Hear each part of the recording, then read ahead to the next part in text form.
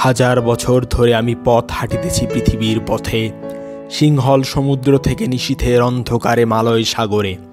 অনেক ঘুরেছি আমি বিম্বিসার অশোকের ধূসর জগতে।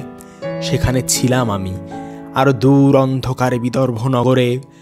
আমি ক্লান্ত প্রাণ এক, চারিদিকে জীবনের সমুদ্র সফেন।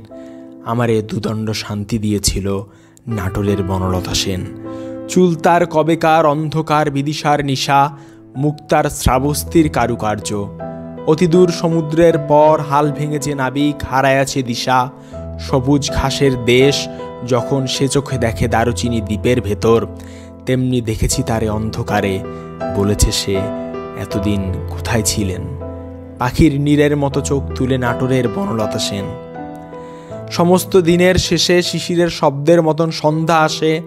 ডানার রৌদ্রের গন্ধ মুছে ফেলে চিল।